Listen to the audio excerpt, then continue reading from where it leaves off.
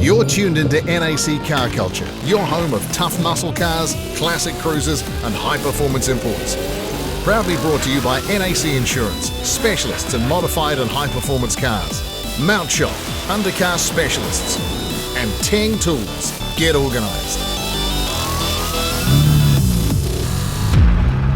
Coming up in this week's episode, Mad Mike runs us through Hampton Downs' infamous double bastard as we gear up to Drift Summer Bash. Head Tech from Engine Guru's Marsh Motorsport and the Camaro gunning for the title of New Zealand's quickest street-legal small block. But first, it's time to meet up in real life with the guys and girls from New Zealand's online classic and retro car community, oldschool.co.nz. I guess it's predominantly an internet-based forum or community. It's generally, started by a lot of younger, like-minded people, and as we've all grown older, we've kind of sort of branched out and done a whole lot more events as well. But it started off being online, but we try and get out from behind the keyboard as often as possible. One of those real-world encounters comes in the form of their annual drag day at Meremere. Despite a threatening forecast, the 80 drivers that turned up unanimously voted to soldier on, and it proved a good call. The rain held off, and the day's weapons of choice proved the term old school has quite a wide catchment. A bunch of people that get on really well that like old cars, and we don't really, we don't segregate between, it's got to be a Ford or a Mustang or whatever. Old cars, generally chrome bumpers, and I think if you start taking yourself too seriously, you're not really going to fit in. The best way to describe it is we're the outcasts from every other car club that you can think of. We're not single make. We've got everything here from old American and Australian V8 pushrod powered tanks, right up to later model Japanese engines swapped into earlier Japanese cars, and a few modern classics as well. So it's kind of more the attitude, it's more the fact that you know that all the cars that we have here have their own idiosyncrasies, but that's why we enjoy them. It's not really about the speed or about what they do on the track or about how good they look. We have some cars that are almost show quality, like this one that's coming past now. And then we have other cars like my Holden back there, which is terrible and you don't want to go any closer to it. And yep, this meetup is at a drag strip, so we have to ask the obvious.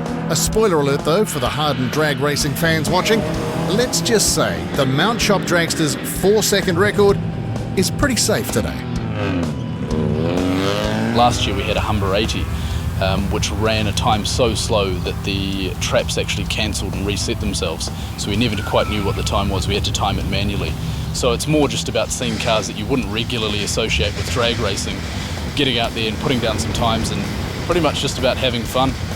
In fact, if we go quicker than 11 seconds, we get booted out. But I don't think there are many cars here that are really going to trouble 11 seconds too much. It's not about going fast, it's about having fun. And I think that's part of what old school's about, It's not necessarily about having the best car in the world, it's about enjoying what you're doing and, just tinkering away and learning things. For David, the phrase tinkering away is a bit of an understatement. He's got a thing for early Toyota tin, and the old school drag day saw 2 of his builds hit the strip.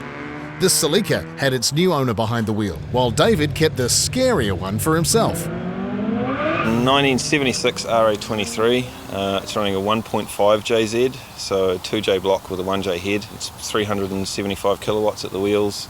I've had it for 17 years now. I bought it in Australia, put the motor in it in Australia, and did the suspension and brakes and those sorts of things, and brought it back with me when I came back, and I've just continually evolved. I drive it to work every day. Yeah, it just keeps growing. If you've been watching since Series 1, you'll already be familiar with the RA23's stablemate, this super rare 69 Crown Coupe. For David, the old school Toyota bug bit early on. My dad had a Holden and my stepmother had a Toyota when I was a kid, and I was able to see, he would work on one and then the other, and I could see the difference. And even my dad, who was a long-standing Holden fan, was looking at this Toyota and just, kept telling me how much better they were made. You start down the path as a young person, you buy your first car, and you sort of get it in your blood and away you go.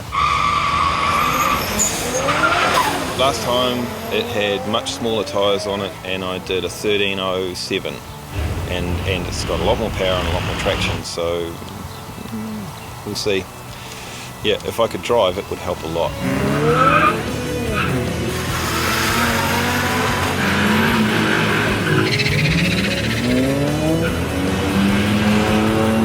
Well, it's a 1972 Datsun 240Z. The engine bay is all stock. It's got the L24 in it still. Basically, all I've changed is the suspension, the wheels and the exhaust, and I put electronic ignition in it as well, just for reliability. This one was in such nice condition when I got it that I thought, I can't. It's such a virgin. I just can't do it. So I've gone with the stock theme, I guess, yeah. It's just such a cool little car. It's like, it's so little and you can just zip through corners. It's not super fast in straight line. I've been trying to break 17 all day, but not quite yet.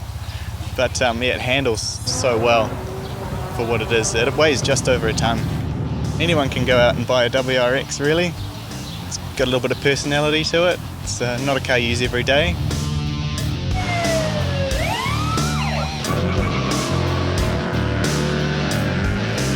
'78 Toyota Corona, and it's got an 18RG. So an 18RG is it's out of the old Celica's, and it was all like a racing rally motor back in the 70s, early 80s. So, but this particular one here, it actually it was brought over from Japan to make 3 concept cars. Never got it going. Always turned the crank over by hand, so it's only done about 10,000 miles from out the factory in the 70s. So it should go pretty good today. But of course, because it's sat for 20 years, it means that everything that was bolted onto it had to be redone. So the carbs had to be rebuilt. Everything that was externally mounted was all stuff, but inside the motor was just brand new. The next stage for it is turbo. So I've got an EFI kit at home, and obviously my brother's upgrading his turbos on his GDR, so I can take him one of them, and that's coming pretty soon as well. Next 6 months, hopefully it'll be a turboed 18RG. Another long-time Toyota disciple, this latest build benefits from a few skills acquired on the day job. When I was a teenager, I had a couple of old Corollas, a K70s, a K30, but I never really did them properly back then. I suppose I didn't have the skills of welding or anything else like that, so it was just all little bog jobs and that, but at least I can say that this one's done properly. So you just have to take my word for it.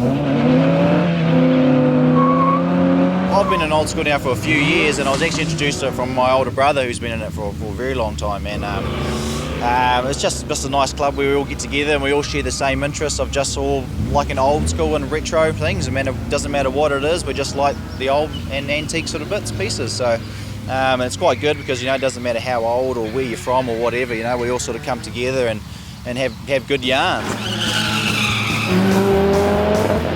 One of the day's consistent performers was Anton and his VW Golf. He wasn't hard to spot either, just follow the black clouds. It's a 1989 Mark II Golf. It started life as a 1.6 litre non-turbo diesel, and it was pretty stuffed when I got it. I had a 1.9 litre turbo diesel out of a later Golf just sitting around in my workshop at work, and I thought, well, put them together and see what happens. New turbo from a V6 Audi turbo diesel. Yeah, slapped that in there and managed to get some injectors from out of Europe for fairly cheap. Made a jump from about 140 horsepower to about 240 horsepower. So it's pleasing because today we was running 13.7, 13.8s all day. So still trying to better that. And if the ETs don't do the job, the Golf sports a trick James Bond would be proud of. I feel sorry to anyone that's on the left-hand side when going down the strip because, it seems to leave a big plume. I am running the side pipe for the drag day, which is just a straight pipe, so it's kind of a nice tactic when you're on the far lane and pumping it into the guy next to you.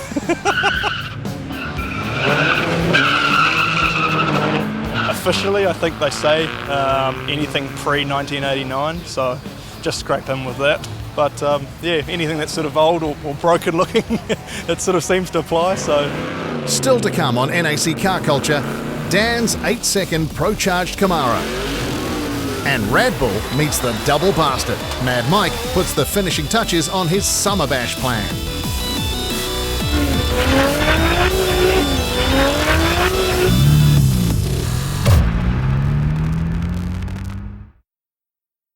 You're back with NAC Car Culture, kindly brought to you by the good people at NAC Insurance, Teng Tools and Mount Shop. We've got Dan's 8-second Camaro-shaped missile coming up real soon, but first, we stop in at the home of the Mount Shop Top Fuel dragster, Marsh Motorsport, for this week's NAC Tech Tip. Today we're talking about cylinder head porting. What cylinder head porting is we remove material and then we polish the port to increase airflow. The net result is more power. And there's various stages of porting. Some people call it stage 1, 2 or 3. We don't. We port heads depending on what you're trying to do. When it comes to removing material, you don't go just grinding it out. There's a percentage between the port and the valve size, and you must maintain that. If you put a big port into a head with small valves, it'll actually go slower than if you didn't touch it at all.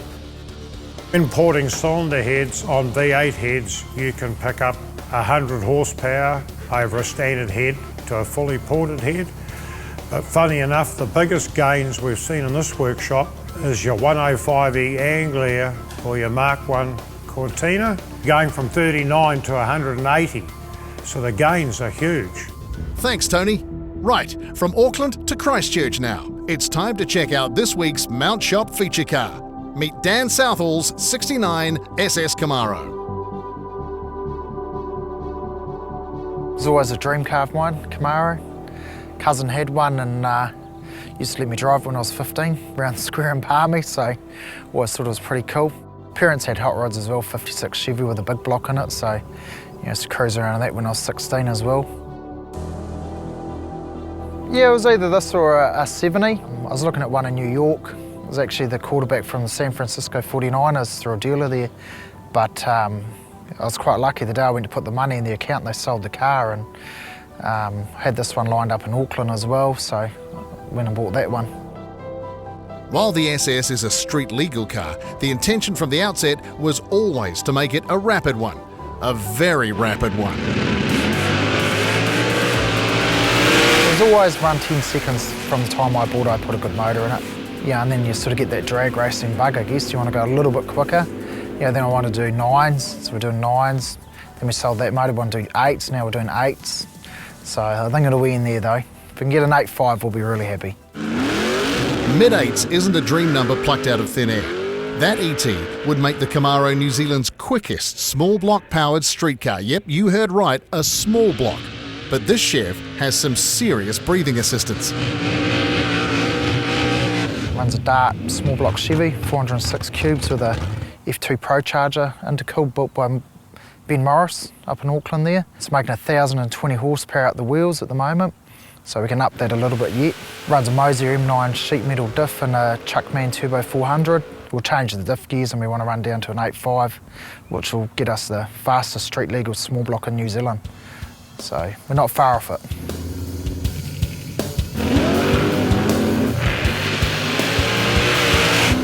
At the time of recording, the Camaro's best pass was right off the trailer, laying down a string of 8.9s at Ruapuna Park, the fastest at 156 miles per hour. Sure, steamroller rear treads or a bunch more cubes might make that mid-8 more of a walk in the park, but Dan's up for the challenge. Yeah, staying small block, I mean, you can do it, I wouldn't say easy with the big block, but it's more of a challenge. We're a small block, we're on a small tyre and we run leaf springs. It's big in America at the moment, so that's our goal, you know, is to do it all on a small block Chevy and leaf spring suspension. Very efficient Pro Chargers. I mean, basically like a belt-driven turbo almost, so a lot more efficient than the old school big supercharger. Might not look as cool, but definitely run a lot more efficient, makes a lot more horsepower.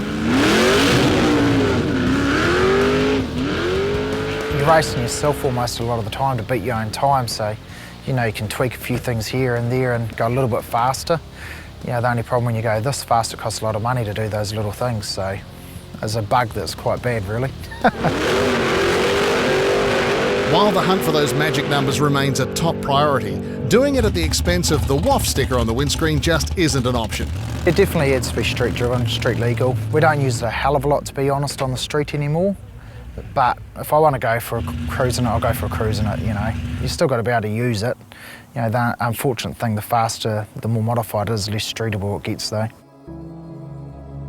We hear it all the time on this show, the hot rodding addiction or the drag racing bug. Apparently neither has a known cure, but spare a thought for poor Dan. He's managed to catch both in one go. Can be very consuming when things don't go right. Like I say, we did probably 10 or so trips up trying to tune this car up before we rebuilt the motor again. So it consumes you a lot. It's hard on the family. You know, the wife and the kids, you're going away during the week to try and tune up a car. What worse thing is that, you know? They been very understanding, I guess, you know, about the whole thing. So it's a lot of dedication. You know, Father's Day drag from Christchurch to Auckland. It's a 20-odd hour drive, you know, for one day. So, yeah, very dedicated. Want to see more cars in action like this? Jump onto themotorhood.com now and sign up for our totally free digital magazine. It's packed with the best bits from New Zealand Performance Car, NZV8 and New Zealand Classic Car magazines. Simply enter your email address and you'll get it direct to your inbox. Easy. Moving right along. Thanks to the good folk at Teng Tools, we're off to Hampton Downs to catch up with Mr. Mad Mike Whitted as he puts the final touches on his Summer Bash grand plan. I'm super pumped about to bring this Mad Mike Summer Bash, where I've pulled all these different elements from all these different events which I've experienced around the world and bringing them here to Hampton Downs Raceway. I've hand selected the best of the best out of New Zealand for a unique top 16 format. There's the triple threat team drift where groups of 3 have literally got to just throw down the most explosive run, work together, whether it's passing, doing synchronized 360s, but they have a section of the track. We have Tony Quinn's double bastard corner. So this is a really unique corner. It's where the new section links onto the old national track. That's where we're racing on the GTs. It's going to be the first and only time throughout the year that the guys get to experience that. We're going to put up big grandstands right down there. It's the first time for Hampton Downs to have some actual proper seating, so that's really exciting. But there's also going to be a whole lot of grassroots stuff. The idea of the event is track time. You know, we travel the world, we show up to these events, and practice session you may get 4 laps. You're into qualifying, which is 2 laps, and then a straight elimination. So the seat time for the investment, you know, is very limited. So here it's all about just get out there, have some fun. We've got the outlaw time attack, so it's literally no rules, bring what you got, and try and beat my time from the McLaren and the Darrell Lee Sticks McLaren around here for the GT. So every opportunity to get on the racetrack, get off the street and just have some fun. For Mike, the Summer Bash also makes for the perfect opportunity to introduce his most recent drift build to the New Zealand public. Us Kiwis are pretty familiar now with his FD RX7 and RX8, but until now, the Rad Bull MX5 has only done battle on the international stage in Formula D. That's about to change. This year we managed to get 3rd overall, and that car has literally just been in my shop or at Pulse Performance being built, and then it's been on a plane and goes straight to America. So no one has actually seen it in public eye. So I'm going to be able to showcase the Rad Bull 1200 horsepower 4-rotor twin turbo, our World Championship car, to the public eye here in New Zealand. So that's really cool. And every person that purchases a ticket to come to the Summer Bash instantly goes in the draw to win a hot lap in the passenger seat. So that's really cool because that car still scares me as a driver. So I'd hate to be the passenger in that thing. Hampton Downs' new club circuit is not long run-in. The extension is designed to operate either as a standalone course or on a very select number of occasions each year, joined up with the existing track. Well, the Summer Bash is one of them, and right on the join where new meets old is a section track owner Tony Quinn has dubbed the Double Bastard. This is where the drift battles will go down and marks the one opportunity to navigate your way sideways around this unique piece of tarmac. Yeah, it's definitely tricky. You know, it even caught me out in the Darrell Lee McLaren when we were doing the GTs. Because of the elevation, it's actually got kind of 3 apexes where you think it's just sort of one flowing corner. It's actually very challenging. It's a super explosive section where you can come in really fast, lots of angle, there's lots of elevation change, and it's right in front of the crowd. Mad Mike is a guy who's taken his home-honed skills to the sport's biggest stage. He doesn't want to be the last to do that either, and cites plenty of seat time against quality opposition as a key part of stepping up to the next level. It's also a chance for up-and-coming drivers to gauge where they're at, something Mike reckons is better done in a relaxed environment. And New Zealand has some massive talent. I mean, drifting's such an easy sport to get into, whether you've got, $500 323, if it's rear wheel drive, it'll drift. And that's what this Summer Bash is about, is bringing your car, whether it's, street legal or whether it's just a project you've got on the shed, but it's bring it to the track, have some fun, no pressure. It's more about just freestyle and having fun with drifting rather than being under the whole pressure of, it scares them away from drifting. So this is all about seat time, getting out there and bashing around with your mates. To check out all the action and Mike's Rad Bull in the flesh, get yourself down to Hampton Downs on February 18. Google Mad Mike's Summer Bash for more info. For your chance to win a Teng Tools Top Toolbox worth $359, simply head over to themotorhood.com.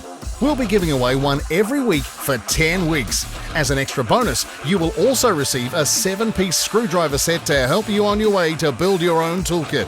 Get organised with Teng Tools. That's us for this episode of NAC Car Culture. Coming up next week, Summer Jam from Hamilton's Mystery Creek. Highlights from the Foreign Rotary Nationals. We get the full rundown on Eruption, Ian Neary's groundbreaking Plymouth GTX. And we drop by Marlborough Classic and Custom Restorations in Blenheim. See you then. NAC Car Culture was proudly brought to you by NAC Insurance, specialists in modified and high-performance cars, Mount Shop, undercar specialists, and Teng Tools. Get organised.